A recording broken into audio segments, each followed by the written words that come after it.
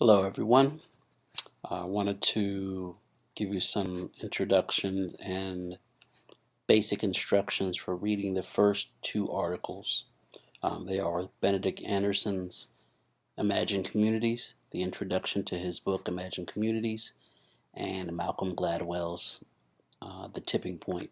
It's the introduction in chapter 1 of that text. We're reading these two things, even though they are not by historians. Because they really set up the entire class. They're particularly important for understanding our approach to African American history since the Civil War. And so I want you to pay particular attention to these articles. I want you to read them in a very particular way, however.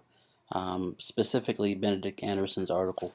Um, Benedict Anderson uses very difficult language to communicate what really is a concept that we think about all the time, or in some ways is a kind of common sense argument about nation, what a nation is, what the United States is.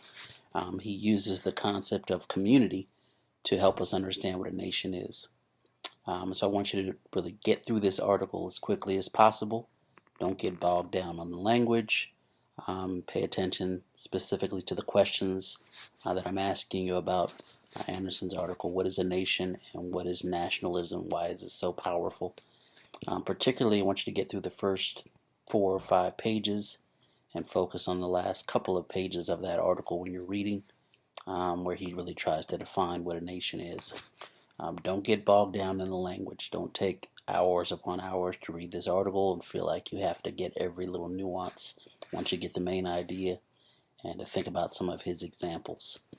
The language is difficult. It's probably the most difficult thing we read all year, but it's particularly important. It may help us understand various communities like the United States of America or an American identity. African Americans as a group, they may or may not see themselves as a group. So it's really important, but it's important that you read it quickly, critically, and get through it. The Gladwell Tipping Point article is sort of the opposite. It uses very basic language, very easy to understand examples to discuss a theory that's really more complex than it may seem. Gladwell is trying to help us understand what a tipping point is.